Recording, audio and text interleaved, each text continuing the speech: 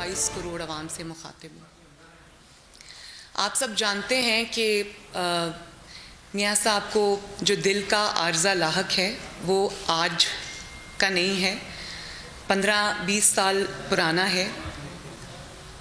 3 heart attacks ان کو ہو چکے ہیں، 2 ہارٹ اٹیکس ان کو اس 15 سال کے عرصے میں ہوئے، تیسرا ہارٹ اٹیک ان کو اڈیالہ جیل میں ہوا۔ آپ کا انجلی ذرا خاموشی پلیز اختیار کریں گے، ایسے ڈسٹرپشن ہوتی ہے پلیز۔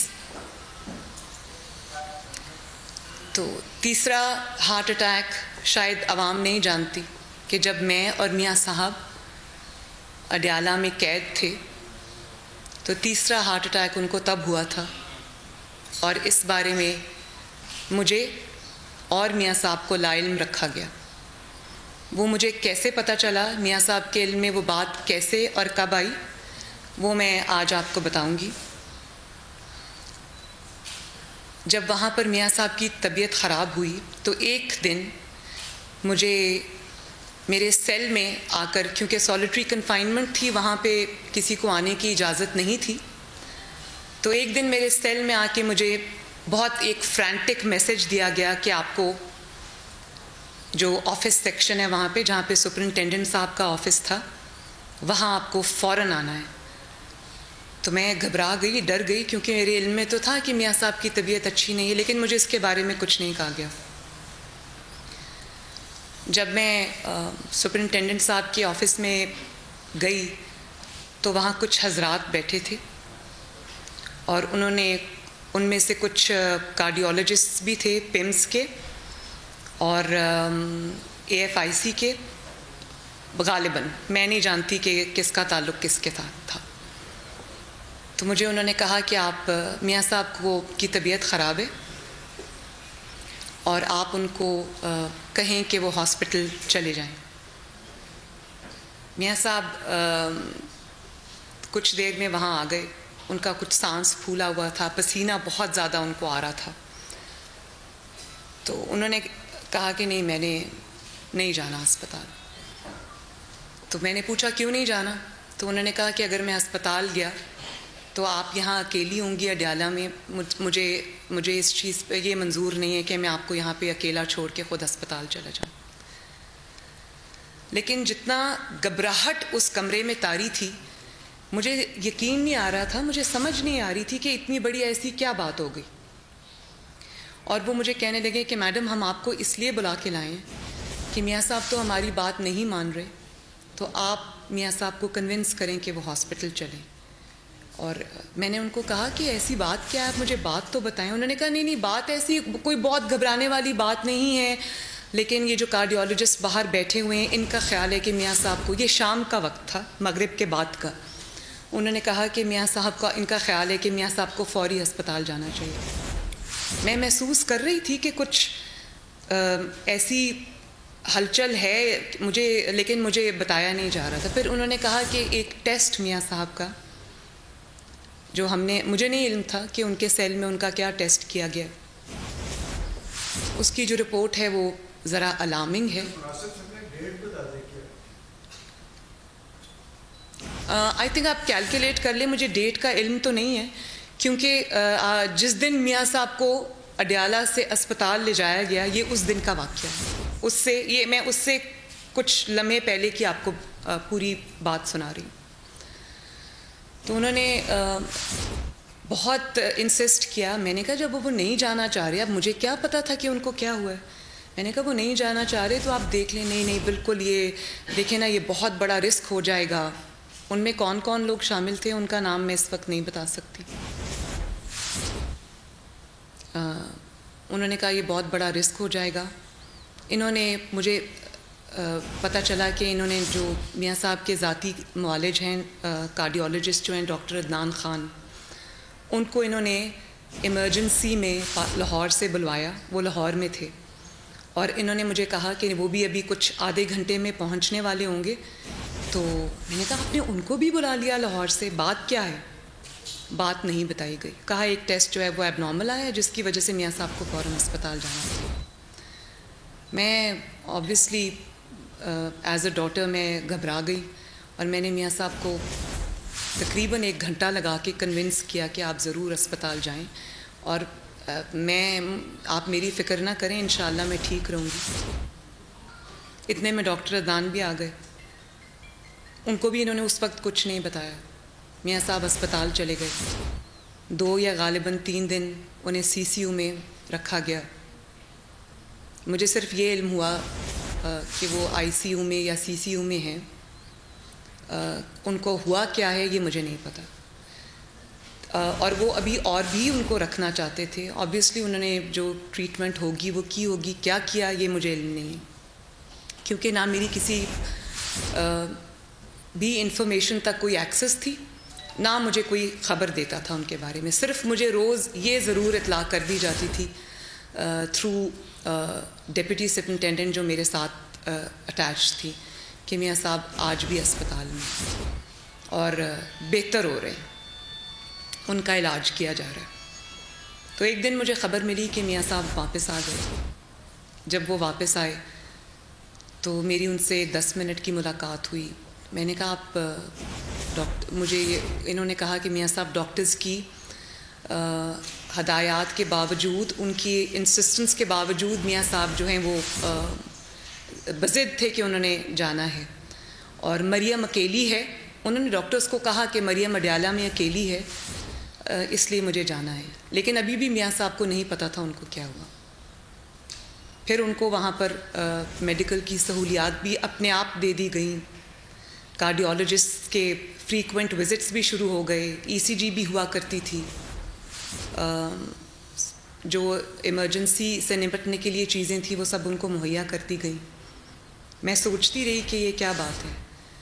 پھر اچانک ایک دن جو ہمارے معالج تھے انہوں نے مجھے یہ بات بتائی کہ میاں صاحب کو اس دن ہارٹ اٹیک ہوا تھا۔ میں نے کہا آپ کو کیسے پتہ ہے؟ تو کوئی ریکارڈ ہمیں کسی ڈاکٹر نے، کسی اسپتال نے، جیل کے کسی عملے نے ہمیں باوجود اس کے کہ ڈاکٹر عدنان بار بار مانگتے رہے، ہمیں کوئی ریکارڈ نہیں ملا۔ پھر PIMS سے ان کی ڈسچارج سلپ ملی، یہ کچھ ہفتے بعد کی بات ہے، جس میں یہ کلیئرلی لکھا تھا کہ میاں صاحب کو ہارٹ اٹیک ہوا۔ آپ کو صرف ہارٹ اٹیک سے ریلیٹڈ چیزیں پڑھ کے سنا دیتی ہوں، اگر آپ کائنڈلی اس کے اوپر فوکس کریں۔ یہ ہے ان کی ڈسچارج سرٹیفکیٹ جو انہوں نے نہ مریض کو دیا، نہ مریض کے لواحقین کو دیا، نہ اس کے معالج کو دیا۔ یہ آپ ذرا کائنڈلی اس پہ کریں پہلے، اور پھر میں آپ کو اس میں سے 2 یا 3 جو جملے ہیں وہ پڑھ کے سناتی ہوں۔ ہو گیا؟ یہ لیجیے۔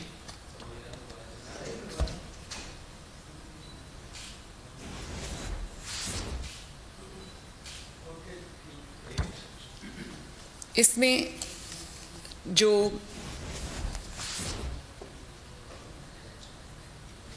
یہ ہے Pakistan institute of medical sciences PIMS Islamabad, discharge certificate CCU، patient's name Mian Muhammad Nawaz Sharif son of Mian Muhammad Sharif, admission number فلاں، physician doctor Muhammad Naeem Malik, department of cardiology, discharge type ہے آگے normal, discharge date 1/8/2018، admission date 29th، hospital course. The patient was admitted to CCU due to complaint of pain in chest and arms with discomfort. His examination was unremarkable except scars of surgery in mid-chest, legs and vitals were normal, and ECG revealed sinus rhythm with prolonged PR and LBB. یہ جو ان کا heart block ہے۔ In labs, troponin level was found to be raised. Troponin level آپ کا تب raise ہوتا ہے جب آپ کو ہارٹ اٹیک ہوتا ہے.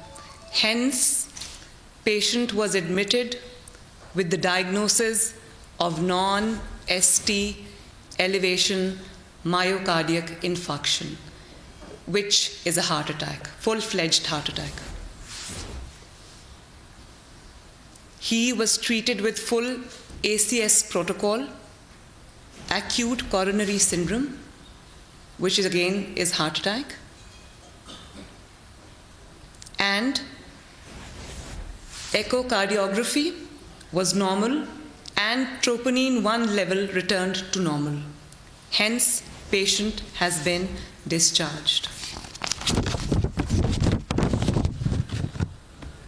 उसके बाद उन्होंने पिम्स में request for the constitution of a medical board for thorough medical examination in respect of NAB convict Mian Mohammad Nawaz Sharif, son of Mohammad Sharif. अब ये पिम्स की अपनी recommendation है. The troponin levels were significantly raised.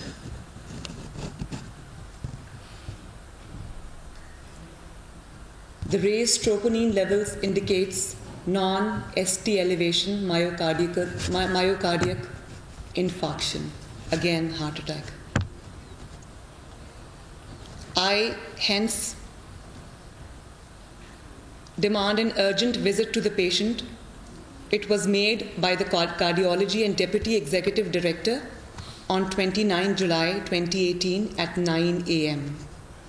The cardiologist recommended to shift Mian Mohammad Nawaz Sharif, son of Mian Mohammad Sharif, to a CCU setup immediately. ये है पूरी discharge report भी है, उनकी रिकमेंडेशंस भी हैं, लेकिन उसमें से जो ज़रूरी चीज़ें थी वो मैंने हाईलाइट कर दी. इसके अलावा आप सब जानते हैं कि उनको पहले 2 हार्ट अटैक्स हुए हैं, ये तीसरा हार्ट अटैक हुआ था जिसको ये कम्प्लीटली गवर्नमेंट भी छुपा गई, जेल के हुकाम भी छुपा गए, और इस पे उन्होंने इतनी बड़ी गफलत बरती जिसमें अगर खुदा न खास्ता कोई नुकसान हो जाता तो उसकी ज़िम्मेदारी किस पे आती, ये सोचकर मेरी रूह कांप जाती है. और आप सब ये उनकी मेडिकल हिस्ट्री मुझे बहुत ज़्यादा रिपीट करने की ज़रूरत नहीं है. उनके 2 मेजर हार्ट की सर्जरीज़ हो चुकी हैं, जिसमें एक सर्जरी उनके जो गवर्नमेंट थी उस दौर से पहले की है. दूसरी सर्जरी उनकी बाईपास तब हुई थी जब वो वज़ीर आज़म थे, और उनकी 3 मेजर वेसल्स ब्लॉक थी जिसके लिए उन्होंने बाईपास किया था. और वो गए चेकअप के लिए थे क्योंकि उनकी तबीयत ख़राब हो रही थी, लेकिन डॉक्टर ने क्योंकि उनको एक स्ट्रोक भी हुआ था जिसमें वो घर पे थे, मेरी वालदा साथ थी, तो उनको टांगों में तकलीफ़ हुई, वो खड़े नहीं रह सके, तो उनको मेरी वालदा ने पकड़ के सोफ़े पे बिठाया और 2-3 घंटे उनकी इसी तरह की तबीयत रही. इसी असना में उनको हॉस्पिटल लाहौर में ले जाया गया. तो जो MRI हुई उसमें रिवील हुआ कि एक क्लॉट था, ब्लड क्लॉट, जो उनकी टांग में कहीं किसी वेसल में चला गया था, ब्लॉक हो गई थी. लेकिन अल्लाह ताला का शुक्र था कि वो अपने आप जो है वो निकल गया और वो उस बहुत बड़े नुकसान से वो बच गए. लेकिन उनको उस वक्त स्ट्रोक हुआ था, तो जिसके बाद उनको जब उनका चेकअप हुआ तो पता चला कि आर्टरीज़ की या मेजर वेसल्स जो हैं उनकी ब्लॉकेज है. तो वो चेकअप के लिए जब लंदन गए, जो डॉक्टर उनका 15-20 साल से इलाज कर रहा था, उन्होंने कहा कि नहीं, मेरे पे बहुत ज़िम्मेदारियां हैं. पाकिस्तान इस वक्त एक ऐसे स्टेज पे है जिसमें मैं 1 महीने की छुट्टी नहीं ले सकता. तो डॉक्टर ने उनको कहा कि इस वक्त आप सिर्फ मरीज़ हैं और हम आपको वापस नहीं जाने देंगे, आपको बाईपास कराना पड़ेगा. क्योंकि 7 स्टेंट्स हैं उनके, पहले 7 स्टेंट्स हैं उनके हार्ट में, पहले वेसल्स में. तो उन्होंने कहा कि मज़ीद स्टेंटिंग की गुंजाइश नहीं है, तो बाईपास करना पड़ेगा. तो वो बाईपास हुआ. और अब जो मियाँ साहब को प्रॉब्लम है वो ये है कि उस बाईपास में 4 ग्राफ्ट्स लगे. कुछ उनकी टांग से वेसल्स ली गई, कुछ उनके शोल्डर से ली गई. तो 3 तो माशाल्लाह पेटेंट हैं और अच्छा चल रहे हैं. एक उनका ग्राफ्ट जो है वो पहले दिन से टेक ऑफ नहीं किया. वो मेजर आर्टरी है जिसमें 90% ब्लॉकेज है अभी भी, اور اس کے لیے ڈاکٹرز سمجھتے ہیں کہ 70% ان کا خیال ہے کہ ایک اور بائی پاس کی ضرورت ہے میاں صاحب کو، کیونکہ اسٹینٹنگ اس کی نہیں ہو سکتی۔ اس کے علاوہ پچھلے 1 سال میں ایک ڈیولپمنٹ اور بھی ہوئی ہے، اور یہ جو گورنمنٹ نے بورڈز کانسٹیٹیوٹ کیے ہیں اسی سے ہمیں پتہ چلا کہ ان کے گردن کی جو آرٹریز ہیں، جن کو کیروٹڈ آرٹریز کہتے ہیں، جو بلڈ سپلائی برین کو دیتی ہیں، وہ 60 سے 70% جو ہے وہ بلاکڈ ہیں۔ اور گورنمنٹ کے ڈاکٹرز نے جیل میں جو ان کا، جب جیل سے وہ اسپتال آتے جاتے رہے، جو ان کی MRI ہوئی ہے بعد میں جب 6 ہفتے کے لیے وہ گھر آئے، تو اس میں یہ پتہ چلا کہ ان کے برین کو جو بلڈ سپلائی ہے وہ it is in a form of thread, flu کی فارم میں نہیں ہے، جس سے خدا نخواستہ ان کو سٹروک کا بہت بڑا رسک ہے، ان کو اللہ نہ کرے ان کو ہارٹ اٹیک کا رسک ہے۔ لیکن اس کے باوجود ان کو بیل نہیں دی گئی، اور کہا جاتا ہے کہ وہ اسپتال نہیں جاتے، اور وہ اگر اتنے بیمار ہیں تو وہ اسپتال کیوں نہیں جاتے، وہاں کیوں شفٹ نہیں ہو جاتے۔ میں آئی وٹنس ہوں، جب وہ ہسپتالوں کے چکر لگا رہے تھے، کبھی PIC میں، کبھی سروسز ہاسپٹل میں، کبھی جنا ہاسپٹل میں، تو میں ہر روز تھینکفلی مجھے اجازت تھی اسپتال میں ان کو وزٹ کرنے کی۔ مجھے کئی ڈاکٹرز نے آ کے یہ کہا کہ میاں صاحب کا بہت کمپلیکیٹڈ کیس ہے، یہ بہت ہائی رسک کیس ہے۔ ہاتھ جوڑے ایک شخص نے، ایک ڈاکٹر نے میرے آگے کہ میاں صاحب کو ہم ہاتھ نہیں لگا سکتے، اور یہ بات ہم کھلے عام کہہ نہیں سکتے، ہماری نوکری کا معاملہ ہے۔ اور کیونکہ ہمارے ڈاکٹرز جو ہیں وہ ان کے ہاتھ پاؤں پھولے ہوئے ہیں، تو وہ میاں صاحب کا کیس لینے کو، کیونکہ ہائی پروفائل کیس ہے، کمپلیکیٹڈ ہے، ان کی لائف کو رسک ہے، اس لیے ہم وہ کیس اپنی ذمہ داری پہ نہیں کرنا چاہتے۔ آپ میاں صاحب کو ان ڈاکٹرز کے پاس لے جائیں جو پہلے ان کا علاج کرتے رہیں، اور ایک دو ٹریٹمنٹس ایسے ہیں جو پاکستان میں ابھی موجود نہیں ہیں، وہ باہر ہی ہو سکتے ہیں۔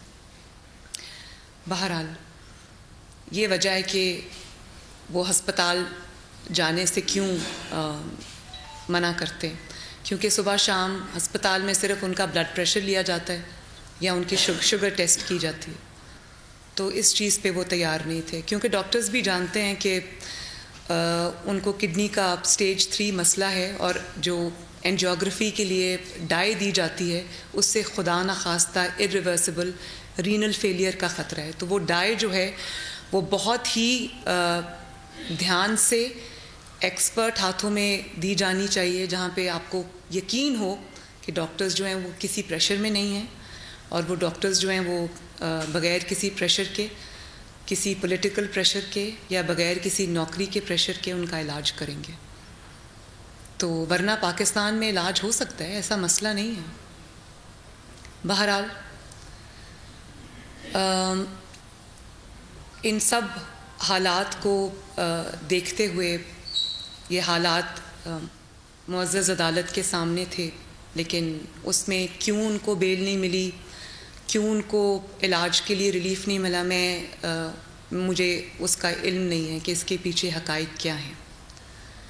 لیکن میں اس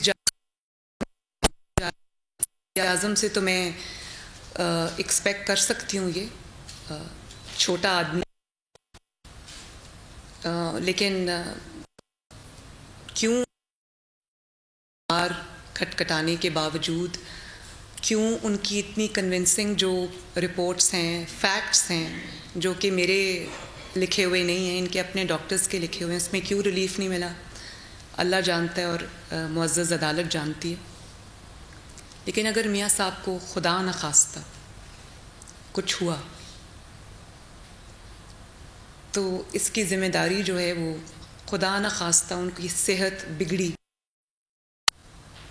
تو اس کی ذمہ داری سب جو لوگ اس میں شامل ہیں سب پہ آئے گی۔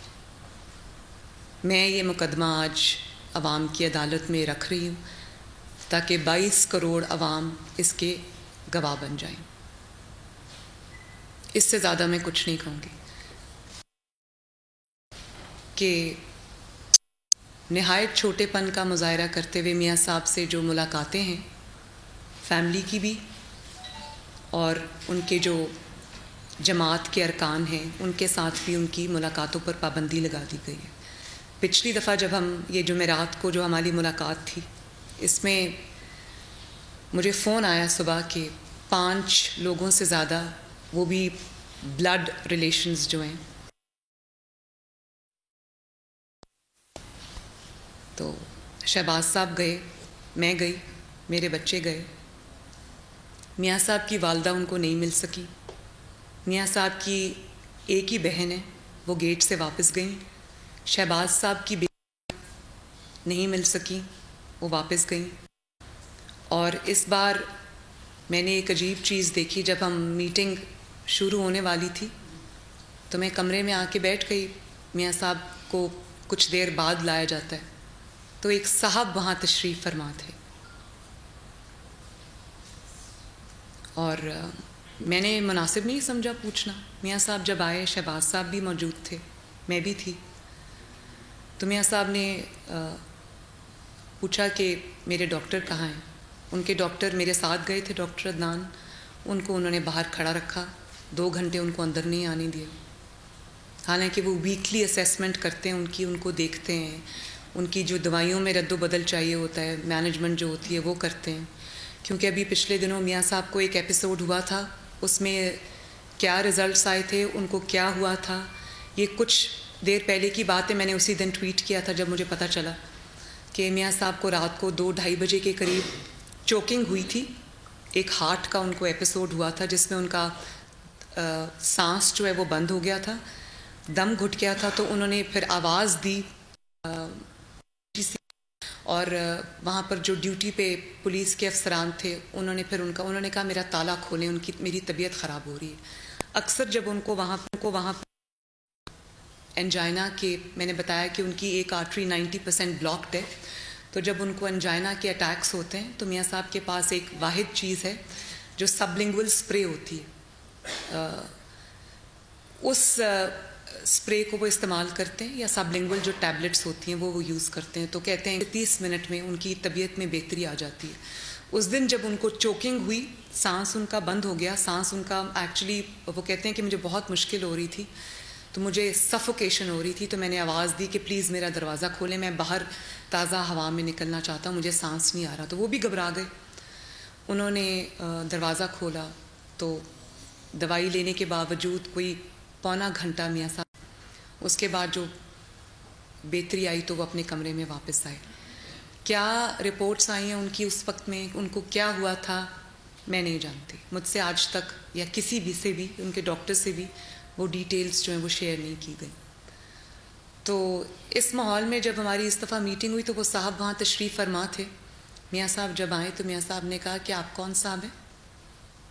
تو کیونکہ جو ڈیپٹی سپرنٹینڈنٹ ہیں وہ ان کی موجودگی میں ہمیشہ ہماری میٹنگ ہوا کرتی ہے، تو ان صاحب کی موجودگی میں میاں صاحب نے سوال کیا کہ بھائی آپ کون ہیں؟ تو وہ گھبرا گئے.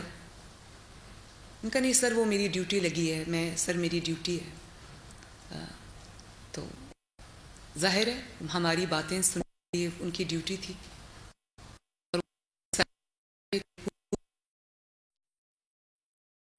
لڑکی، نہتی عورت، نہتی بیٹی اپنے بیمار باپ سے وہاں کیا بات کر رہی ہے، اس پہ بھی سخت پہرا.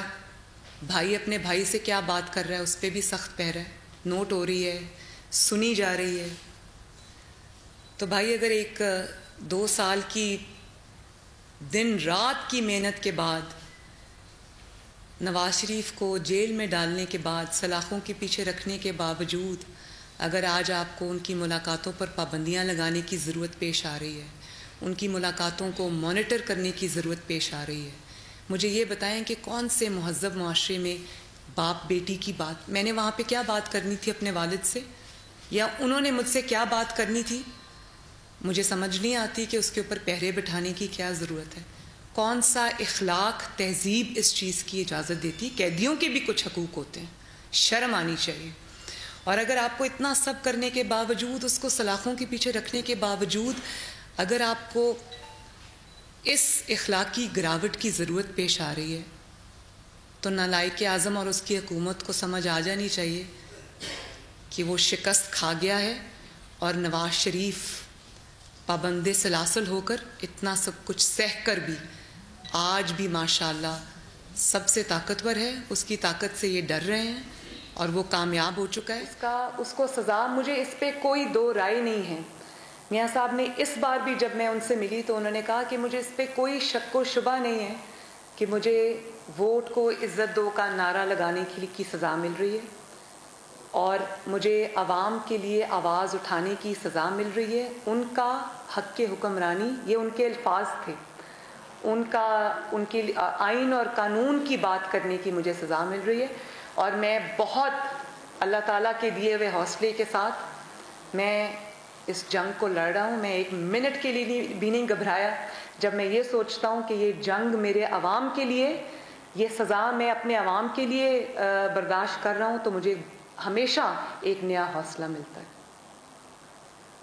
تو نہ ان پہ کوئی کرپشن ثابت ہوئی، نہ ان کے اوپر کوئی ایسا مقدمہ ہے، اقامہ پہ ان کو نکالا گیا، جج خود لکھ رہا ہے کہ کوئی کرپشن ثابت نہیں ہوئی، تو ایزمپشنز پہ ان کو سزا ہے۔ اس میں کوئی دو رائے نہیں ہے کہ وہ سیاسی قیدی ہیں، وہ ووٹ کو عزت دو کی سزا بھگت رہے ہیں، وہ آئین اور قانون اور سویلین بالادستی کا نعرہ لگانے کی سزا بھگت رہے ہیں، اور اس میں انشاءاللہ تعالی وہ اکیلے نہیں ہیں، ان کے ساتھ کروڑوں عوام ہیں۔ تو یہ مقدمہ جو ہے میں آپ سب کے سامنے رکھنا چاہتی تھی۔ باری باری کیجیے تاکہ میں سب کا جواب دوں۔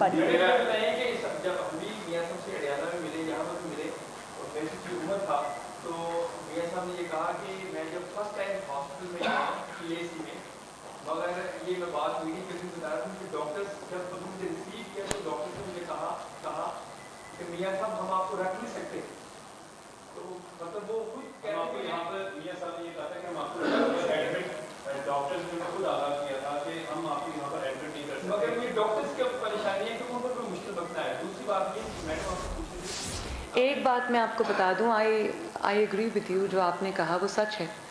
ہمارے ایک بہت پرومیننٹ لائر ہیں، وہ کہتے ہیں کہ میں کسی جگہ بیٹھا ہوا تھا تو وہاں ایک یا دو جو میاں صاحب کا بورڈ تھا اس میں جو ڈاکٹرز تھے وہ بھی وہاں بیٹھے ہوئے تھے، کوئی نجی فنکشن تھا، تو میں نے ان سے پوچھا کہ یہ جو آپ نے رپورٹس بنا کے دی ہیں یہ تو بڑی الارمنگ ہے میاں صاحب کی، تو کیا آپ نے پریشر کتنا تھا آپ کے اوپر؟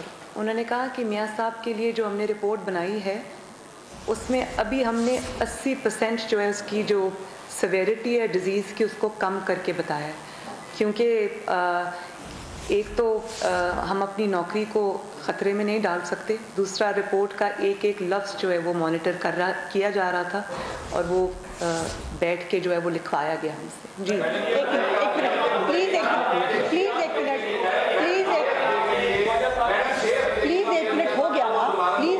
پلیز ہو گیا ایسے مت کریں۔ اور تحریک انصاف کا کہنا یہ ہے کہ ان 6 ہفتوں کے دوران انہوں نے اپنا علاج نہیں کرایا بلکہ صرف ٹیسٹ پہ اتفاق کیا۔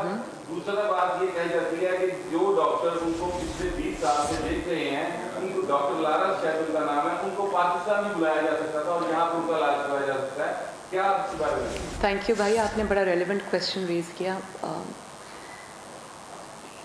آپ یہ سمجھتے ہیں کہ جو بیماریوں کی تفصیل ہے میاں صاحب کی، جو ان کی میڈیکل ہسٹری ہے، جس میں نے آپ کو میں دوبارہ ریپیٹ کر دیتی ہوں، ان کو بہت سیویئر ہارٹ پرابلم ہے، ان کو کڈنی کا ایشو ہے، اسٹیج 3 پہ ان کی کڈنی ہے، اسٹیج 4 اللہ نہ کرے از irreversible رینل فیلئر، کڈنی کا فیلئر جس کے اوپر خدا نہ خواستہ وہ ہمیشہ کے لیے ڈائلسس پہ چلے جائیں گے۔ اس کے بعد وہ کوالٹی آف لائف کیا ہوتی ہے وہ آپ ڈائلسس پہ جو پیشنٹس ہوتے ہیں وہ آپ بہتر سمجھتے ہیں مجھ سے۔ اس کے علاوہ ان کو سٹروک کا بھی خطرہ ہے۔ اور ایک انکشاف میں اور کر دوں، 6 ہفتے کے دوران ان کے جتنے ٹیسٹ ہوئے اس میں ان کے کچھ جو چیسٹ میں ان کی کچھ غدود ایسے ہیں جو بڑے ہوئے ہیں جن کی بائیوپسی ہونی ضروری ہے، اور وہ سرجیکل بائیوپسیز ہوں گی، کیونکہ وہ ہر کلسٹر میں سے ایک لمف نوڈ کو اٹھا کر یا چند لمف نوڈز کے کلسٹرز کو اٹھا کے، وہ میری والدہ کا جو کیس تھا وہ سینے میں سے وہ 2-3 جگہ پہ ان کی سرجیکل بایوپسیز ہونی جو کہ ان اٹ سیلف ایک کمپلیٹ آپریشن ہوتا ہے. اس میں وہ ایکسٹریکٹ کرتے ہیں, ایکسیجن بایوپسی اس کو کہتے ہیں. وہ ایکسٹریکٹ کرتے ہیں, اس میں کلسٹرز میں سے اٹھاتے ہیں اور 1-2-3 ہفتوں کے یا مہینے کے وقفے کے ساتھ وہ ڈفرینٹ جگہوں سے وہ لے کے ان کی سرجیکل بایوپسیز کرتے ہیں. تو وہ انہوں نے ریکمینڈ کی ہوئی. میاں صاحب کا میں نے آپ کو بتایا کہ سب سے پہلے ان کا اینجیوگرام ضروری ہے, جس کا مطلب یہ ہے کہ ان کی اینجیوگرافی ہوگی جس پہ ان کو ڈائی دی جائے گی جو ان کے کڈنی کے لیے مہلک ہے. تو بہت ایکسپرٹ ہاتھوں میں ہوگا, ڈائی ایسی دی جائے گی, سلولی دی جائے گی, سٹیجز میں ہوگا جو ان کے کڈنی کو افیکٹ نہ کرے اور خدا نخواستہ رینل فیلئر کی طرف معاملہ نہ جائے. تو یہ کوئی زکام کھانسی کا علاج نہیں ہے جو 6 ہفتے میں ہو جائے گا. میاں صاحب کا علاج ایک آن گوئنگ چیز ہے جس کو مہینے نہیں شاید سال لگ جائیں گے. ایک سرجری ان کو پیس میکر ڈلنا ہے, وہ ایک الگ سرجری ہونی ہے ان کی. ایک ان کو ایسی ڈیوائس لگنی ہے جو ہارٹ کے ارد گرد لگتی جس کی تاریں ہارٹ میں جاتی ہیں جو آپ کو خدا نخواستہ کارڈیک اریسٹ سے بچاتی ہے. تو یہ ملٹیپل سرجریز ان کی ہونی ہے, 6 ہفتے میں نہیں ہو سکتی تھی.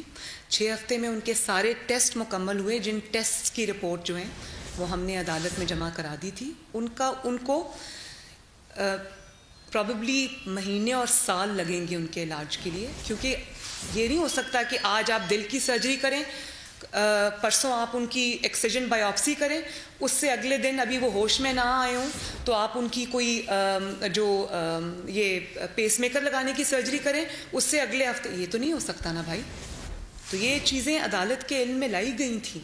سارے جو حقائق ہیں وہ عوام تک نہیں پہنچتے. تو یہ سب چیزیں کہ کیوں 6 ہفتے میں ان کا علاج نہیں ہو سکتا, 6 مہینے میں بھی نہیں ہو سکتا. ان کو علاج چاہیے اور وہ اوور دا منتھس اور ایئرز ان کو ہوگا. ایک سرجری سے وہ ریکور کریں گے تو ان کا دوسرا علاج ہوگا, دوسری سرجری سے وہ ریکور کریں گے تو ان کا تیسرا علاج ہوگا. سائملٹینیسلی یہ سب کچھ نہیں ہو سکتا. تو 6 ہفتے میں تو بھائی کھانسی اور زکام کا علاج نہیں ہوتا. شکریہ.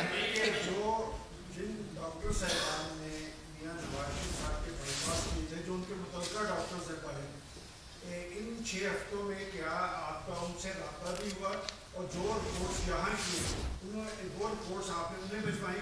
اور دوسرا کوشچن میرا یہ ہے کہ آپ نے کہا کہ خدا نخواستہ اگر میاں صاحب کو کچھ ہوتا ہے تو وہ سب لوگ ذمہ دار ہوں گے.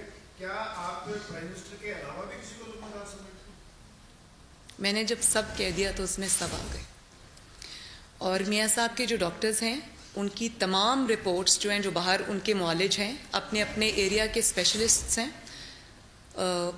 ورلڈ ریناؤنڈ نام ہیں, ان کی پروفائلز کے ساتھ ان کی رپورٹس, ان کی ریکمنڈیشنز ساری عدالت میں پیش کی گئی تھیں. تو آپ کے سوال کو ان کی سب کی کاپیز بھی موجود ہیں, اگر آپ کہیں گے تو میں مہیا کر دوں گی. مائک دیا ہوا ہے, پلیز مائک دیا ہوا ہے, مائک دیا ہوا ہے.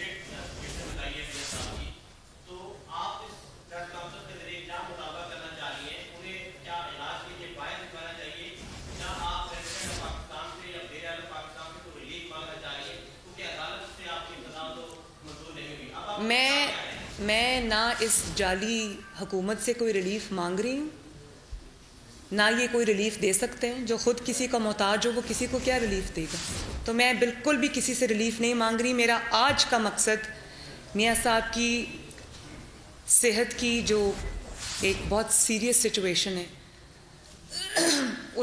اس کو میں عوام کے سامنے رکھ رہی ہوں. میں 22 کروڑ عوام کو گواہ بنا رہی ہوں, کیونکہ نہ میاں صاحب نہ یہ مصر ہے اور نہ انشاءاللہ تعالی میاں صاحب کو ہم مرسی بننے دیں گے. میڈم آپ بتائیں کہ آپ کہتی ہیں کہ 22 کروڑ عوام کے سامنے اتنا مقدمہ رکھ رہی ہیں, مسلم لیگ کو ایک بہت بڑی جماعت ہے, تو کیا آئندہ کے حوالے سے حکمت امیر تھا؟ دیکھیے میاں صاحب سے جمعرات کو اب جب میری ملاقات ہوگی تو ہماری لیگل اسٹریٹجی آگے کیا ہوگی اس پہ میں ان سے ضرور بات کروں گی, ڈائریکشنز لوں گی, جیسے وہ کہیں گے ویسے ہوگا. اس کے بارے میں ہم بار بار عدالت کا دروازہ کھٹکھٹا رہے ہیں, ہم بار بار کبھی یہ جانتے ہوئے بھی کبھی لگتا ہے کہ ریلیف نہیں ملے گا, پھر بھی عدل کا دروازہ بھی کھٹکا رہے ہیں, عدالت کا دروازہ بھی کھٹکا رہے ہیں اس امید میں کہ انشاءاللہ ایک دن ان کو انصاف ضرور ملے گا.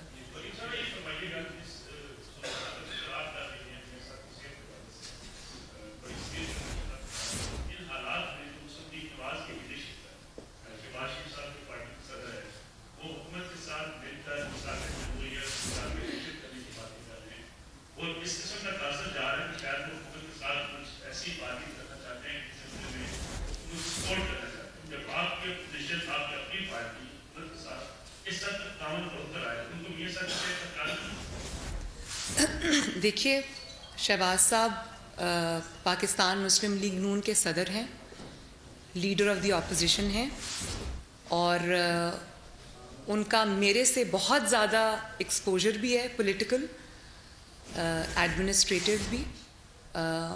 ان کی جو حب الوطنی ہے اس پہ ذرہ برابر بھی کسی کو شک نہیں ہے, اور انہوں نے جو میثاق معیشت کی بات کی ہے اس میں ڈیفینیٹلی ان کے پیش نظر وہ چیزیں ہوں گی جو شاید میرے پیش نظر نہیں ہیں. اس میں ملک کا جو آگے بڑھنا چلنا, پارلیمنٹ کا جو تقدس ہے, جو ہم دیکھا پارلیمنٹ میں کیا ہوا, وہ ان کے پیش نظر رہا ہوگا. ان کی ایک اپنی رائے ہے. اب جو میں آپ کو دینے لگی ہوں وہ میری ذاتی رائے ہے, اور آبویسلی مجھے اپنی ذاتی رائے دینے کا حق ایز اے پاکستانی بھی ہے, as a P M L N member بھی ہے, as a P M L N worker بھی ہے. اور میں ہر موقع پر اگر میری کوئی ڈسینٹنگ نوٹ ہوتا ہے کسی چیز پہ, یا مجھے کوئی میرا نقطۂ نظر کسی سے مختلف ہوتا ہے, تو میں پارٹی میٹنگز کے اندر میاں صاحب کی پریزنس کے اندر, شہباز شریف صاحب کی پریزنس کے اندر بہت مؤدبانہ طریقے سے اپنا پوائنٹ آف ویو ضرور رکھتی ہوں. ریجیکٹ ہو جائے اور بات ہو جائے, ویری گڈ, اور اس پہ پھر فیصلہ ہوتا ہے. لیکن میرا ذاتی خیال یہ ہے, یہ میرے ذاتی رائے ہے کہ میثاق معیشت جو ہے وہ مذاق معیشت ہے میرا خیال ہے. اور جس شخص نے معیشت کا بیڑا غرق کیا, جس شخص نے پاکستان کی معیشت کو تباہ اور برباد کیا, جو جعلی طریقے سے اقتدار میں آیا, ووٹ چوری کر کے اقتدار میں آیا, جو چور دروازے سے اقتدار میں آیا, آپ اس کے ساتھ کسی قسم کا نہ کوئی بات چیت کرنی چاہیے, نہ کسی قسم کا کوئی مثال. مجھے یہ بتائیں کہ پاکستان کی اسٹاک ایکسچینج کو جس شخص نے, نالائق اعظم نے, جس کی نالائکی نے, جس کی نااہلی نے اسٹاک ایکسچینج کو ڈبو دیا, پاکستان کی معیشت کو ڈبو دیا, گروتھ ریٹ آپ کی 6 سے گرتی 3 سے کم ہو گئی, پاکستان کے قرضوں کا حجم اتنا زیادہ بڑھ گیا, پاکستان کی ترقی کو جس نالائق اعظم نے روک دیا, جس شخص نے آئے دن جو ہے وہ مہنگائی اتنی زیادہ ہو گئی ہے کہ عوام کا جینا دوبھر ہو گیا, اس شخص سے میثاق, اس کو تو یہ این آر او دینے کے مترادف ہوگا. جس بات پہ ان کا گھیراؤ کرنا چاہیے, جس بات پہ ان کو رسپانسبل ہولڈ کرنا چاہیے, ان کو آپ کس طرح سے یہ ریلیف دے سکتے ہیں. وہ تو دیکھیں نا, آپ کسی اور چیز پہ تو وہ تیار نہیں ہیں. وہ اپنی نالائکی اور اپنی نااہلی سے اس نے معیشت کا جو حال کر دیا ہے, اس پہ وہ چاہتا ہے کہ اپوزیشن جماعتوں کی مہر بھی لگ جائے تو انڈورسمنٹ ہو جائے. یہ نہیں ہو سکتا. جواب اس کو دینے دیں, اس کا گھیراؤ کرنا چاہیے, اس سے جواب لینا چاہیے, اور جو بھی اس کی گرتی ہوئی ساکھ کو سہارا دے گا وہ عوام کی عدالت میں, وہ کوئی بھی اپوزیشن پارٹی ہو, وہ عوام کی عدالت میں مجرم ٹھہرے گی, مجرم کہلائے گی. تو اس جرم میں ہمیں حصہ دار نہیں بننا چاہیے. اور جو جعلی طریقے سے حکومت میں آتا ہے, جو ووٹ چوری کر کے آتا ہے, جس کا مینڈیٹ ہی نہیں ہے, جو مینڈیٹ چرا کے آتا ہے, آپ اس کو میثاق کی آفر نہیں کرتے, آپ اس کو عبرت کا نشان بناتے ہیں تاکہ آنے والے وقت کے اندر کوئی بھی دوبارہ عوام کے ووٹ کو روند کے اتنا گھناؤنا کھیل ملک کے ساتھ نہ کھیل سکے. تو یہ تو بالکل بھی میرے خیال میں کوئی NRO اس کو نہیں دینا چاہیے، اس کو اپنا کندھا نہیں دینا چاہیے. جو اس نے نااہلی اور نالائکی سے قوم کا حشر کیا ہے، معیشت کا حشر کیا ہے، پاکستان کا حشر کیا ہے، اس کو وہ جواب دینا پڑے گا، اس سے جواب مانگنا چاہیے. آپ دیکھیں کہ وہ کسی اور چیز پہ راضی نہیں ہوتا، لیکن اس پہ کمیٹی بنانے پہ کتنی جلدی راضی ہو گیا. اسی سے پتہ چل گیا کہ وہ راہ فرار اختیار کرنا چاہتا ہے. تو اپنی نااہلی اور نالائکی کا جو حصے دار ہے وہ اپوزیشن پارٹیز کو بنانا چاہتا ہے، تو اس سے دور رہنا چاہیے. اچھا میڈم یہ بتائیے گا کہ ہر قیدی کا یہ رائٹ ہے کہ اس کو بنیادی انسانی رائٹ ہے اس کو چاہیے. ایک لیڈر کی برتر ہونے کے ناطے، ایک بیٹی ہونے کے ناطے جب یہاں پہ آواز نہیں سنی جا رہی تو کیا ایک بیٹی اپنے باپ کے علاج کے لیے اس کی زندگی کو سیو کرنے کے لیے انٹرنیشنل کو اس سے رابطہ کر سکتی ہے جو انسانیت کی تنظیم ہے؟ لیکن جس دن میاں صاحب کی یہ بیل کا فیصلہ آیا تھا، ریجیکٹ ہوئی تھی، اس دن آپ نے شاید میرے ٹویٹس پڑھے ہوں گے. میں نے وداؤٹ منسنگ ورڈز میں نے ایک بات کہی تھی کہ میں میاں صاحب کی صحت کا، کیونکہ وہ میرے لیڈر بھی ہیں، وہ کروڑوں عوام کے لیڈر ہیں، پاکستان کی سب سے بڑی سیاسی جماعت کے لیڈر ہیں، 3 دفعہ کے وزیر اعظم ہیں، اس کے علاوہ وہ میرے والد ہیں. تو میں ان کا مقدمہ ہر جگہ لڑوں گی، آخری حد تک جاؤں گی. اس کے لیے مجھے کچھ بھی کرنا پڑے میں انشاءاللہ کروں گی. اور ایک بیٹی اپنے باپ کا مقدمہ کیوں نہ لڑے؟ میں بطور PMLN کی کارکن بھی ان کا مقدمہ لڑ رہی ہوں، لیکن مجھے کوئی اس چیز میں کوئی بھی ذرہ برابر بھی مجھے اس چیز میں نہ کوئی آر ہے نہ شرم ہے کہ ایک بیٹی اگر اپنے باپ کا مقدمہ نہیں لڑے گی تو کون لڑے گا؟ میں نہ صرف ان کا مقدمہ لڑوں گی، بلکہ آپ سب جو صحافی حضرات ہیں جو اتنی پابندیوں کا شکار ہیں، خوف کا شکار ہیں، آپ کے تھرو ہمارا میسج بھی عوام تک پہنچتا ہے.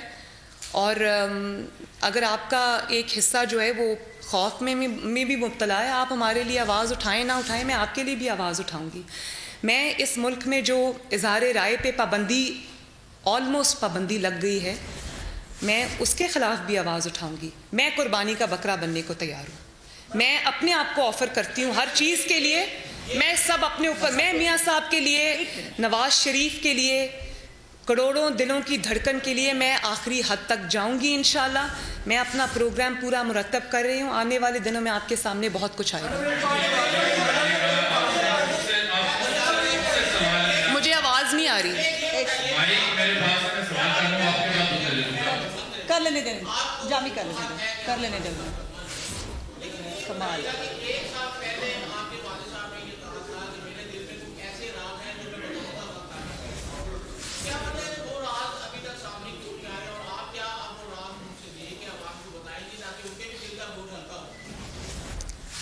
دیکھیں بہت مشکل کام ہے، بہت دل جگر کا کام ہے کہ آپ کو سب پتہ ہو اور آپ ملک اور قوم کی خاطر برداشت کریں، اپنے اوپر سہ جائیں، اپنی بیٹی کو جیل میں جاتا دیکھیں، اپنی بیوی کو بستر مرگ پہ چھوڑ کے آئیں سزا بھگتنے کے لیے. اور سزا ان کو کس طرح ہوئی ہے، کیا ہوئی ہے، وہ آپ سب جانتے ہیں، مجھے کچھ کہنے کی ضرورت نہیں ہے. جبکہ وہ ایک ہی دن میں، ایک ہی لمحے میں سب کچھ عوام کو بتا بھی سکتے ہیں. اپنا مقدمہ ان کا بہت کنونسنگ ہے، کر بھی سکتے ہیں، لیکن اس کے باوجود کہ ملک کو وہ کوئی ایسی پرسنل کوئی ایسی چیز کر کے ملک کو کسی اور بحران سے اگر دوچار ہوتا ہے تو اس پہ انہوں نے بہت صبر کیا ہوا ہے. اور یہ صرف ایک اتنے بڑے لیڈر کا حوصلہ ہے، ورنہ 5 منٹ سے زیادہ کا کھیل نہیں ہے. جی ایک منٹ جامی صاحب کو 1 منٹ پلیز. جی فرمائیے. یہ فرمائیے گا کہ جیل میں قید بیمار حالت میں میاں محمد نواز شریف صاحب کیا میثاقی معیشت کے حامی ہیں یا ان کی اس سے مذاقی معیشت سمجھتے ہیں؟ وہ بالکل اس کے حامی نہیں ہیں، اور وہ یہ چاہتے ہیں کہ بالکل اپوزیشن کسی قسم کی کوئی کمزوری نہ دکھائے. وہ یہ سمجھتے ہیں کہ ترقی کرتا ہوا پاکستان اگر آج تنزلی کی طرف چلا گیا ہے تو اس کا حساب کتاب ہونا چاہیے، نہ کہ اس کے اوپر کمیشنز بننے چاہیے. جی ایک تحقیقاتی کمیشن حکومت نے قائم کیا ہے کہ ماضی کی 10 سالہ حکومتیں جو ہیں انہوں نے بڑے پیمانے پہ قرضے لیے. آپ نے بھی قرضوں میں اضافے کا ذکر किया है और अमलन सूरत हाल ये है कि पाकिस्तान की मईशत आज कर्जों की मईशत बन चुकी है। इस तहकीकाती कमीशन के हवाले से आपकी राय क्या है? और जिस मुआशी सूरत हाल का आपने जिक्र किया है, इस मुआशी सूरत हाल के खिलाफ आपकी पार्टी कब सड़कों पर आ गई? आपने 2-3 सवाल इकट्ठे कर दिए, तो पहले कमीशन का जवाब दे दूं। देखें, जिस शख्स ने अपने 10-11 माह की मुद्दत में पहली जो उनका फिस्कल ईयर है अभी कंप्लीट नहीं हुआ, उसमें 5,000 अरब के कर्जे वो नालायक आज़म ले चुका है। PMLN के 5 साल की हुकूमत के कर्ज़ों का हुजम 10,000 अरब था, ठीक है, और इसका 10 महीने का जो कर्जे इसने लिए हैं वो 5,000 अरब हैं। तो जिस शख्स ने 10 माह में तेज़ तरीन स्पीड सबसे ज़्यादा कर्जे लेने का रिकॉर्ड बनाया, जिसने उस कर्जे का 1 रुपया भी किसी अवामी मंसूबे पे नहीं लगाया, जिसने 1 ईंट लगाए बगैर अवाम को, पाकिस्तान को कर्ज़ों के बोझ तले दबा दिया है, वो आज कमीशन बनाने का मुतालबा कर रहा है। वो आज कमीशन बना रहा है, जिसको जो कर्ज़ों का असल मुजरिम है, जिसको हिसाब देना है कि उसने 10 महीने के अरसे में उसने रिकॉर्ड कर्जे क्यों लिए। कभी किसी पाकिस्तान की 70 साल की तारीख़ में इतनी तेज़ी से कर्ज़ों का हुजम नहीं बढ़ा, और वो बजाय सवाल का जवाब देने के, बजाय इसके कि वो आज कटहरे में खड़ा हो, वो कमीशन बना रहा है। तो कमीशन तो मेरा ख्याल है कि बनेगा और ज़रूर बनेगा, लेकिन वो कमीशन जो है वो 2008 से शुरू नहीं होगा, वो 1999 से शुरू होगा, और वो 2017 पे ख़त्म नहीं होगा, वो 2018 पे ख़त्म नहीं होगा, वो 2019 का ये जो 10 साल का रिकॉर्ड है कर्ज़े लेने का, उसमें 2019 जो कि नालायक आज़म का पहला फिस्कल ईयर है, जिसमें उसने 10 महीनों में मईशत का बेड़ा गर्क करके रख दिया, वो ये साल भी उसमें इंक्लूडेड होगा। और उस कमीशन के अंदर सिर्फ कर्ज़ों की तहकीकात नहीं होंगी, उस कमीशन के अंदर ग्रांट्स की तहकीकात भी होंगी कि वो कौन सी ग्रांट्स थी जो पाकिस्तान में आईं, किस वक्त आईं, वो ग्रांट्स कहाँ गईं, चाहे वो कोलिशन सपोर्ट फ़ंड हो या वो कोई भी हो, वो ग्रांट्स भी उसमें शामिल होंगी। और उसमें ये भी होगा कि सबसे ज़्यादा कर्ज़े किस हुकूमत ने लिए, उसका जवाब आप सबको पता है कि नालायक आज़म की जाली हुकूमत ने सबसे ज़्यादा कर्ज़े लिए हैं। और फिर एक चीज़ जो इसमें बहुत इम्पॉर्टेंट है वो ये है कि मुस्लिम लीग नून ने जो कर्ज़ा लिया था 5 साल में, उसके पास तो दिखाने के लिए उसके पास बहुत बड़े बड़े मंसूबे हैं, जिसके अंदर सलमान गनी साहब सुनिए, जिसके अंदर 11,000 मेगावाट बिजली के मंसूबे शामिल हैं, उसके अंदर भिक्की का मंसूबा शामिल है, उसमें तरबेला 4 का मंसूबा शामिल है, उसमें नीलम जेलम का मंसूबा शामिल है, उसके अंदर ये कच्ची कनाल का मंसूबा शामिल है, उसके अंदर हवेली बहादुर शाह का मंसूबा शामिल है, उसके अंदर 1700 किलोमीटर जो है वो state of the art world class motorways शामिल हैं। उसके अंदर पाकिस्तान ने उन 5 सालों में तारीख़ की कामयाब तरीन और महंगी तरीन दहशत गर्दी से निमटने की जंगें लड़ी हैं, जिसमें ज़रब अज़्ब शामिल है, जिसमें रद्दुल फसाद शामिल है, जिसमें कराची का तारीख़ का सबसे बड़ा और कामयाब ऑपरेशन शामिल है। तो ये तो दिखाने के लिए मुस्लिम लीग नून के पास बहुत कुछ है कि कर्ज़े कहाँ लगे।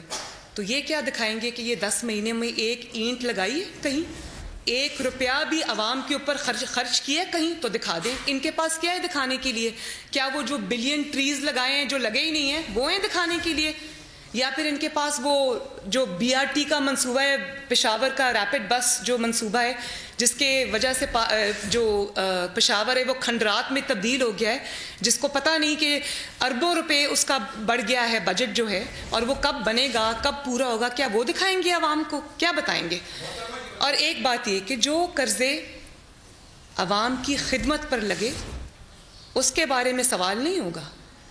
سوال ان قرضوں کے بارے میں ہوگا جو ایک نالائق اعظم کی نالائکی اور نااہلی کی نظر ہو گئے. سوال ان کے بارے میں ہوگا. اور پھر اس کے علاوہ روپے کے اندر جو ڈی ویلیویشن ہوئی ہے، جس میں تیزی سے ڈالر اوپر گیا ہے، 35 روپے کے قریب نالائق اعظم کی حکومت میں ڈالر اوپر چلا گیا ہے. اور وہ صبح اٹھ کے کہتا ہے کہ جی مجھے تو پتہ ہی نہیں تھا کہ رات کو ڈالر اوپر چلا گیا، مجھے تو ٹی وی سے پتہ چلا. تو اس نالائکی کا بھی اس کمیشن میں اس کو بھی لانا چاہیے کہ وہ ڈالر کے اوپر جانے سے پاکستان کے قرضوں کے حجم میں کتنے بڑے ہیں وہ قرضے، کتنا اس میں راتوں رات اربوں روپے کے اضافے ہوئے ہیں. اور اس کے علاوہ جو اسٹیٹ بینک کا انٹرسٹ ریٹ ہے جو 6 سے 12 پہ چلا گیا، 6.25 ٹو بی پریسائز، سے آج 12.25 پہ چلا گیا ہے. اس سے قرضوں کا حجم کتنا بڑا ہے، اس سے پاکستان کے قرضے کتنے بڑے، اس سے جو معیشت تباہ ہوئی ہے، جو کاروبار لوگوں کے تباہ ہوئے ہیں، بزنس کمیونٹی کے، وہ ایک الگ بات ہے. لیکن اس سے قرضوں کے اوپر کتنا فرق پڑا ہے، کتنے بڑھ گئے ہیں، وہ بھی کمیشن میں لایا جائے گا. اور پھر دوسری بات یہ کہ مجھے یہ جو اگر کمیشن کی جو کانسٹیٹیوشن ہے اس کے اوپر آ جائیں، اس میں نیب کو شامل کرنا کیا میسج دے رہا ہے بھائی؟ نیب تو انڈیپینڈنٹ ادارہ نہیں ہے. بتائیں ذرا مجھے سلمان غنی صاحب. یہ اور بات ہے کہ آپ کہتے ہیں کہ میں نے تو مقدمے نہیں بنائے، وہ تو نیب نے بنائے ہیں. لیکن آپ کا ایک وزیر آ کے ٹی وی پہ کہتا ہے کہ جی ہم نے بنائے ہیں، نیب نے تو نہیں بنائے. تو اس نیب کو آپ شامل کر رہے ہیں، اس میں آپ انٹیلیجنس ایجنسیز کو شامل کر رہے ہیں. یہ کیوں ہو رہا ہے؟ اس میں جو ایریا ایکسپرٹس ہیں وہ تو شامل ہیں ہی نہیں. آئی ایس آئی کا کیا کام ہے اس میں ایم آئی کا کیا کام ہے؟ کیوں آپ ایسے اداروں کو متنازع بنا رہے ہیں؟ اور آئی ایس آئی اور ایم آئی کو بھی ان خرافات سے دور رہنا چاہیے. یہ جو پولیٹیکل ڈویژن کریٹ کر رہے ہیں اس سے دور رہنا چاہیے. ورنہ جو یہ نالائق اعظم اور نااہل اعظم کا یہ جو فیصلے ہیں نا، اس کا جواب چند اشخاص کو نہیں پورے اداروں کو دینا پڑے گا. تو ایسے اداروں کو سیاست میں گھسیٹنا، ان کو تنقید کے لیے عوام کے آگے کھڑا کر دینا، یہ ملک کے ساتھ کوئی بہتر سلوک نہیں ہے. یہ ملک کے ساتھ زیادتی اور ظلم کے مترادف ہے.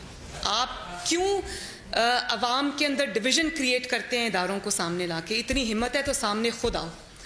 اور ابھی میری بات ختم نہیں ہوئی. میرے جو کمیشن کے بارے میں بات کی ہے نا، وہ بھی ذرا سن لیں کہ یہ کمیشن بنے گا اور ضرور بنے گا، لیکن اس کمیشن انڈیپینڈنٹ انٹرنیشنل آڈٹ فرم جو ہے وہ اس کا آڈٹ کرے، یا کوئی بین الاقوامی مالیاتی ادارہ اس کی انویسٹیگیشن کی ذمہ داری لے، جو انڈیپینڈنٹ ہو، اس پہ نہ کوئی پولیٹیکل پریشر ہو، نہ اس کا مقصد نالائق اعظم کی طرح پولیٹیکل وکٹمائزیشن ہو، اور نہ اس کا مقصد جے آئی ٹی بنا کے کسی کو قانون کے اندر ڈریگ کرنا، کٹہرے میں بے گناہ کو کھڑا کرنا ہو. تو یہ کمیشن نہیں ہے، یہ جے آئی ٹی ہے. اور یہ کس مقصد کے لیے بنائی جا رہی ہے وہ عوام کو پتہ ہے. پہلے بھی جو جے آئی ٹیز بنی ہیں وہ جس لیے بنی ہے وہ سب کو پتہ ہے. ایک منٹ. تو جو انٹرنیشنل کوئی فائنینشیل آرگنائزیشنز ہیں وہ اس کی تحقیق کریں، اور یا پھر کوئی انٹرنیشنل آڈٹ فرم جو ہے وہ اس کا آڈٹ کرے. اور اس کی جو رپورٹ ہے وہ اس جعلی حکومت اور نالائق اعظم کو پیش نہیں ہونی چاہیے. اس کی رپورٹ پارلیمنٹ کو پیش ہو، پارلیمنٹ دیکھے اور فیصلہ کرے کہ اگر کوئی irregularity ہے تو اس کا ذمہ دار کون ہے، اور پارلیمنٹ فیصلہ کرے کہ اس رپورٹ وہ کتنی انڈیپینڈنٹ رپورٹ ہے. اور اس ایسے شخص کو اس کی رپورٹ جائے جس کو معیشت کی الف بے نہیں پتہ، جس نے معیشت کو ڈبونے میں کوئی کسر نہیں چھوڑی، جس کو یہ پتہ ہی نہیں ہے کہ معیشت ہوتی کیا ہے، اور چند دوستوں کو نوازنے کے لیے اگر وہ چینی کے ریٹ جو ہیں وہ اوپر چلے جاتے ہیں، تو ایسے شخص کے ہاتھ میں آپ یہ فیصلہ دینا چاہتے ہیں؟ بالکل کسی سیاسی جماعت کو اس کمیشن کے آگے پیش نہیں ہونا چاہیے. یہ ذاتی مقاصد کے لیے بنایا گیا ہے. جو اہداف ان کو پولیٹیکل وکٹمائزیشن کے دوسرے ہتھ کنڈوں سے حاصل نہیں ہوئے وہ اس سے حاصل ہونے چاہیے. کمیشن ضرور بنے، اور یہ میں آج کہتی ہوں کہ ضرور بنے، تاکہ ایک دفعہ کنٹینر پہ چڑھ کے جو دعوے کیے ہوئے ہیں نا، اور اس کے بعد جو اس کے بعد اقتدار میں آنے کے بعد جو خوبصورت کارکردگی ہے نا، تاکہ اس کا پول ایک دفعہ کھلے اور عوام کے سامنے دودھ کا دودھ اور پانی کا پانی ہو جائے.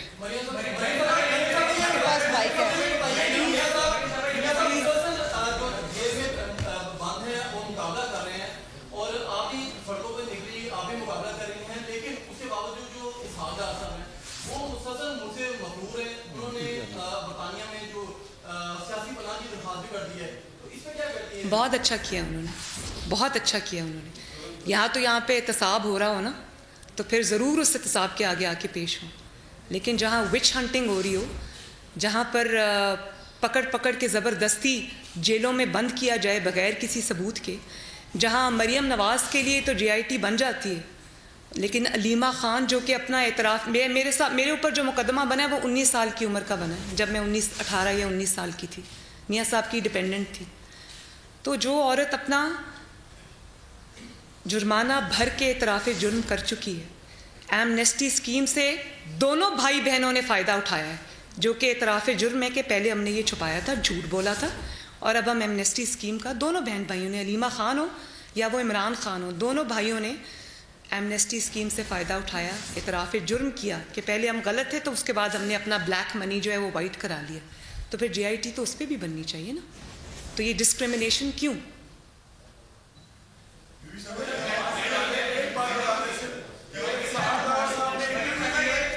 تو اگر میں بات کمپلیٹ کر لوں تو اگر آج یہ نواز شریف صاحب تو آ گئے نا، وہ سب کے حصے کا جو ظلم تھا وہ انہوں نے اپنے سینے پہ سہ لیا. لیکن کیوں آئے باقی؟ جس دن پاکستان کے اندر انصاف ہوگا اس دن یہ سب آئیں گے، اپنا احتساب بھی دیں گے اور انشاءاللہ سرخرو بھی ہوں گے. چھپانے کے لیے کچھ نہیں ہے ہمارے پاس. جو بات آپ کر رہی ہیں وہ بلاول بھی کر رہا ہے کہ آپ دونوں مل کر حکومت کے خلاف کچہری پہ بڑھ کر تحریک چلائیں گے. اور دوسرا میرا سوال، کیا نواز شریف کے ساتھ جیل میں کسی ایسے شخص نے ملاقات کی ہے جس کے لیے کہا گیا، آپ کو پیغام دیا گیا کہ آپ حکومت کے خلاف بات نہ کریں؟ میرے علم کے مطابق میاں صاحب سے ایک تو کسی کی ایسی ملاقات ہوئی نہیں، نہ میاں صاحب ایسی ملاقاتیں کرتے ہیں. اگر وہ ایسی ملاقاتیں کرتے ہوتے تو اس وقت سلاخوں کے پیچھے نہ بیٹھے ہوتے. نمبر 2، آپ نے جب بلاول کی بات کی ہے تو بلاول کی اپنی جماعت ہے، میری اپنی جماعت ہے، وہ پاکستان پیپلز پارٹی ہے، ہم پاکستان مسلم لیگ نون ہیں.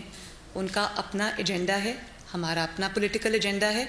ان کا اپنا مینیفیسٹو ہے، ہمارا اپنا مینیفیسٹو ہے. ان کی اپنی پالیسی ہے، اسٹریٹجی ہے، ہماری اپنی پالیسی ہے، اسٹریٹجی ہے. لیکن میں صرف پیپلز پارٹی کی بات نہیں کرتی. مولانا صاحب جو ہیں JUIF اور جتنی بھی اور پولیٹیکل جماعتیں ہیں، جس کے اندر ANP بھی شامل ہے، جس کے اندر چھوٹی چھوٹی علاقائی جماعتیں بھی شامل ہیں، میرا خیال ہے کہ پاکستان کے انٹرسٹ کے اندر اور اس جعلی حکومت کو فارغ کرنے کے لیے، اس کو جو انہوں نے ظلم معیشت کے ساتھ اور پاکستان کے عوام کے ساتھ روا رکھا ہے. جس طرح آج بھی آپ کو پتہ ہے کہ آج بھی صبح خبر آئی کہ آٹے کی بوری کے اندر ایک 20 کلو کے جو آٹے کا تھیلا ہے اس میں بھی اضافہ ہوا ہے. تیل جو پکانے کا تیل ہوتا ہے اس کے اندر بھی اضافہ ہوا ہے 100 روپیہ. میدے کی بوری میں بھی اضافہ ہوا. اور آج بجلی کے بلوں کو بڑھانے کے لیے، بجلی کی قیمت بڑھانے کے لیے بھی آج سفارش آ گئی ہے. تو یہ جو تنزلی طریقہ پاکستان کی معیشت کی ہو رہی ہے، اس کو مہینوں نہیں سال لگ جائیں گے ٹھیک ہونے میں. اس کے آگے بند باندھنا چاہیے اور کوئی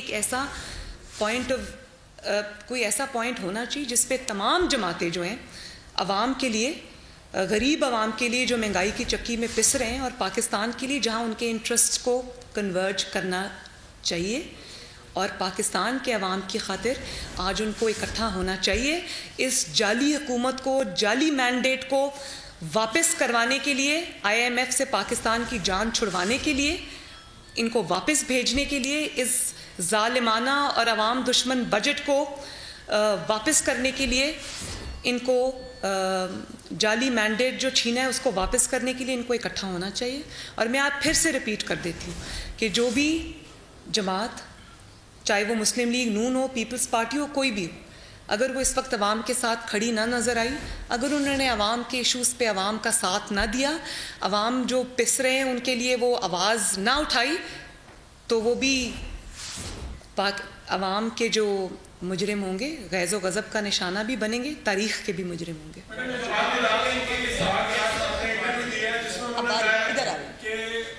شہباز شریف صاحب اور اسحاق ڈار صاحب یہ دو لوگ گئے تھے جنرل راحیل شریف کے پاس اور کہا تھا کہ ایکسٹینشن آپ کو نہیں دی جاتی، جس کے بعد ہمیں انتقام کا نشانہ بنایا گیا۔ آپ اس موقع کو تصدیق کرتی ہیں کہ تردید کرتی ہیں؟ جنہوں نے دیکھیں، میں اس موقف کی انہوں نے وہ ادھر کیا بات ہوئی ہے، کیا وہ ہوا ہے، اس میں میں شامل نہیں تھی، لیکن مجھے اس سے بہت زیادہ کا علم ہے، لیکن میرا مینڈیٹ نہیں ہے یہاں پہ بات کرنے کا۔ میں اکیلی اس پہ بات نہیں کر سکتی، وہ جب میاں صاحب کے پاس مناسب موقع ہوگا، وہ کرنا چاہیں گے، وہ ضرور کریں گے، لیکن مجھے اس سے بہت زیادہ کا علم ہے۔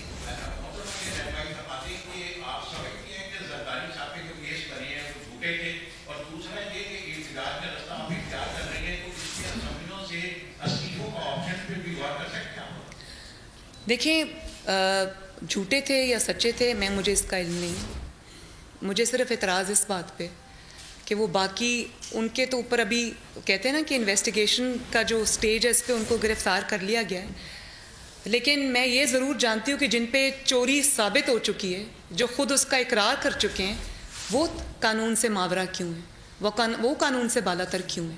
تو یہ کہ جی وہ مسلم لیگ نون کا ہے تو اس کو پکڑ لو، چاہے وہ بے قصور ہے، وہ پیپلز پارٹی کا ہے تو اس کو پکڑ لو، چاہے اس کی ابھی سٹیج جو ہے وہ انویسٹیگیشن کی ہے، لیکن اگر اس کا تعلق جعلی حکمرانوں سے ہے تو اس کو تو ہاتھ نہیں لگانا، بالکل بھی ہاتھ نہیں لگانا، چاہے آپ کی 10 پراپرٹیز نکل آئیں یا آپ کے قرضے معاف کرانے کا ثبوت آ جائے یا آپ کا بنی گالا کا گھر ریگولرائز کرانے کا ثبوت مل جائے کہ آپ نے وہ جعلی جمع کرایا تھا، یا آپ کا اور آپ کی بہن کا سلائی مشینوں کے علاوہ یا زکوٰۃ اور خیرات کے علاوہ آپ کا ٹو ڈیٹ کوئی سورس آف انکم نہیں ہے اور آپ کے اربوں روپے کے خرچے ہیں، اور وہ کہاں سے ہو رہے ہیں، اس پہ ایسٹ بیونڈ مینز کا مقدمہ نہیں بنتا۔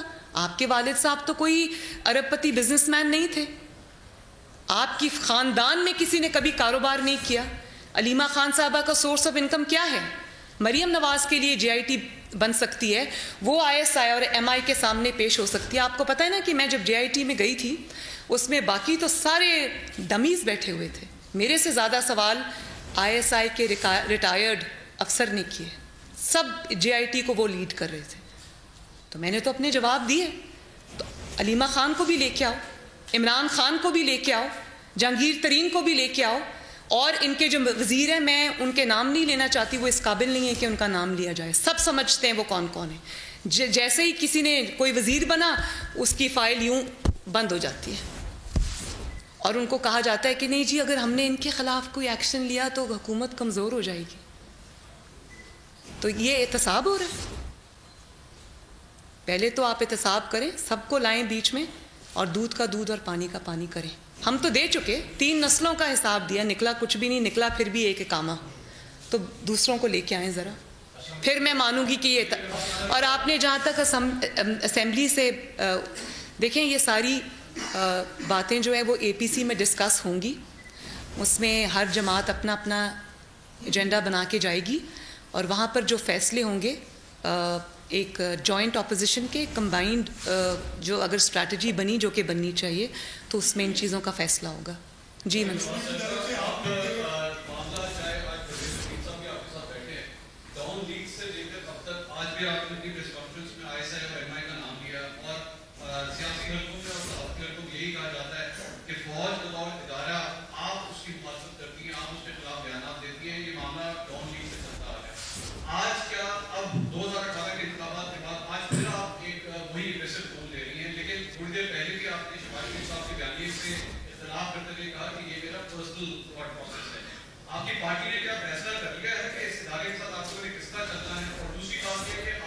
پہلے ایک بات کا جواب دے دوں، دوسری پھر آپ پوچھ لینا۔ دیکھو بڑا امپورٹنٹ کویسچن ہے یہ، اور یہ بطور اس میں پارٹی کا موقف لانے کی مجھے کوئی ضرورت نہیں ہے۔ آپ بطور پاکستانی، میں بطور پاکستانی، آپ نے کہا کہ آپ تنقید کرتی ہیں فوج پہ، میں نے کہاں تنقید کی ہے فوج پہ بطور ادارہ؟ میں تو یہ کہہ رہی ہوں، آپ بھی کہیں گے، آپ سمجھتے ہیں کہ فوج کو یا ایم آئی کو یا آئی ایس آئی کو گھسیٹنا چاہیے سیاست میں؟ اگر میں آج آپ سے بھی سوال کرتی ہوں بطور پاکستانی، ذرا بتائیے گا پلیز، آپ سمجھتے ہیں کہ ایسا ہونا چاہیے؟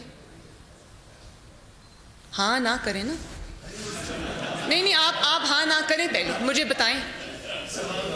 نہیں میں چلے، آپ نے مجھ سے سوال پوچھا، میں بھی آپ 1 منٹ کے لیے بھول جائیں کہ میں مریم نواز ہوں، آپ ایک منٹ کے لیے سمجھ لیں کہ میں اور آپ 2 پاکستانی بیٹھے ہیں۔ آپ سمجھتے ہیں کہ ایسا ہونا چاہیے؟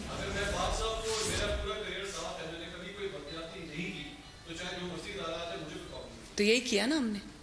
لیکن اگر میں آپ کو یہ کہوں، آپ نے کہا جو مرضی ادارہ آ جائے، اگر میں آپ کو یہ کہوں کہ آپ کا تعلق صحافت سے، یہاں مجھے ذرا بیٹھ کے اکنامک پالیسی بنا کے دکھائیں، آپ دکھا دیں گے؟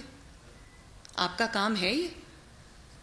بالکل۔ اور آپ مجھے یہ کہیں گے کہ آپ مجھے کیوں گھسیٹ رہی ہیں کسی ایسی چیز میں جو میرا مینڈیٹ نہیں ہے، جو میرا آئینی مینڈیٹ نہیں ہے، یا جس میں مجھے کنٹروورشل بنایا جا رہا ہے، یا جس میں ایک ایسا موقع آئے گا جب مجھے ایک پولیٹیکل ڈویژن کریٹ ہوگی، لوگوں کو یہ پتہ چلے گا کہ یہ پولیٹیکل وکٹمائزیشن ہو رہی ہے۔ جب یہ ثابت ہو گیا کہ پولیٹیکل وکٹمائزیشن ہو رہی ہے تو آپ اداروں کو اس کا حصہ کیوں بنا رہے ہیں؟ میں آج بھی ایک سمجھتی ہوں کہ جو اداروں کے سربراہان ہیں ان کو اس چیز میں اس کو سختی سے اس کو روکنا چاہیے، اس کو اس کا حصہ نہیں بننا چاہیے۔ میں نہیں چاہتی کہ قومی سلامتی کے جو ادارے ہیں ان کو پیٹی پالیٹکس میں گھسیٹا جائے، اور بطور پاکستانی یہ میرا حق ہے۔ اس کے لیے مجھے کسی پارٹی کے مینڈیٹ کی ضرورت نہیں ہے۔ میں سمجھتی ہوں کہ جو میرا پاکستان کا آئین کہتا ہے، جو قانون کہتا ہے، اگر اس کے دائرے میں رہ کے بات ہوگی تو منظور ہے اور اس کے آگے سر تسلیم خم ہے، لیکن اگر اس کو کسی اور مقصد کے لیے استعمال کیا جائے گا تو وہ مناسب بات نہیں ہے۔ اس سوال کا دوسرا حصہ یہ کہ آج کل ایک اور ڈیبیٹ جو میڈیا پہ بھی چل رہی ہے وہ ہے پارٹی کی ایکسٹینشن دینے کے حوالے سے۔ آپ بطور وائس پریزیڈنٹ میں آپ کی ذاتی رائے بھی پوچھ رہا، بطور وائس پریزیڈنٹ آپ کی پارٹی کے سلسلے میں کیا پوزیشن؟ دیکھیں، جب وہ مسئلہ، ابھی تو کوئی اناؤنسمنٹ ہوئی نہیں، جب وہ اناؤنسمنٹ ہوگی تو اس میں بطور پارٹی میرا کیا موقف ہوگا یا بطور پارٹی مسلم لیگ نون کا کیا موقف ہوگا، یہ تو وہ بیٹھیں گے، آپس میں بات کریں گے۔ جب ایشو سامنے آئے گا تو میں اس پہ جمپ نہیں کرنا چاہتی، لیکن پھر میں ایک ہی بات کہوں گی، اور وہ یہ ہے کہ پاکستان کے جو آئین اور قانون میں لکھا ہے، قرآن پاک کے بعد میرے لیے سب سے جو مقدس کتاب ہے وہ آئین کی کتاب ہے۔ اس میں جو انسان کو اسی کے مطابق چلانا چاہیے۔ مجھے نہیں پتا کہ اس میں وہ اس کی کتنی پاسبلٹی ہے، یا وہ ایک پاسبلٹی ہے بھی یا نہیں، تو میں I am not going to jump the gun, لیکن جب وہ آئے گا معاملہ، پارٹیز بیٹھیں گی، اپنے اپنے لائے عمل بنائیں گی، اپنا اپنا سٹانس دیں گی۔ میں پارٹی کے بہاف پہ اس وقت نہیں بول سکتی کیونکہ ابھی وہ معاملہ میرے سامنے ہے نہیں۔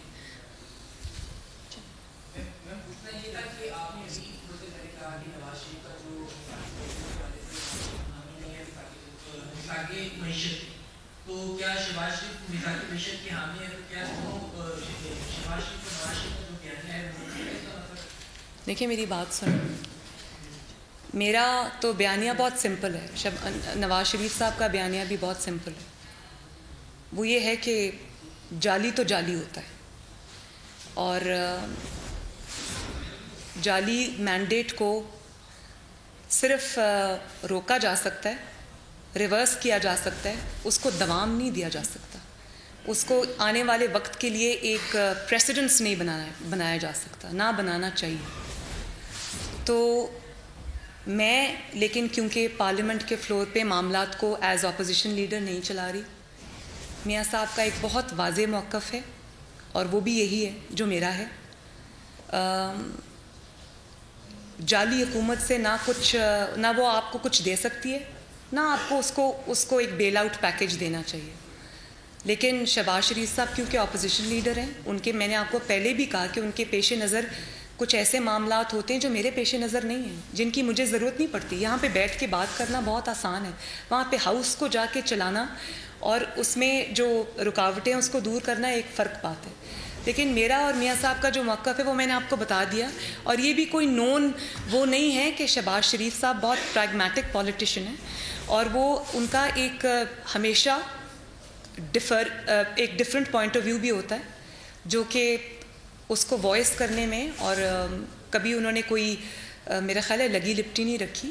سب جانتے ہیں کہ ان کی اپروچ ایک فرق ہے. ظاہر ہے جب ایک 4 بہن بھائی ہوتے ہیں, چاروں کی اپروچ فرق ہوتی ہے, ان کی سوچ فرق ہوتی ہے, لیکن وہ پارٹی فیصلوں کے وہ بھی پابند ہیں, وہ بھی ڈسپلن میں. وہ بھی نواز شریف جیسے کہ کہا جا رہا تھا کہ وہ یہ کر دیں گے وہ کر دیں گے, وہ اپنے بھائی کے ساتھ بہت لائل ہیں, وہ پاکستان کے ساتھ بہت لائل ہیں, وہ PMLN کے ساتھ بہت لائل ہیں. اپروچ کا فرق ہو سکتا ہے اور اس میں ایڈمٹ کرنے میں مجھے کوئی شرم نہیں ہے, کوئی آر نہیں ہے. یہ ڈیموکریسی ہے. جب میں جمہوریت کی بات کر رہی ہوں تو مجھے پارٹی کے اندر بھی جمہوریت ہے, وہاں پہ باتیں ہوتی ہیں, آخری فیصلہ نواز شریف صاحب کا ہوتا ہے. ٹھیک ہے جی, شکریہ جی.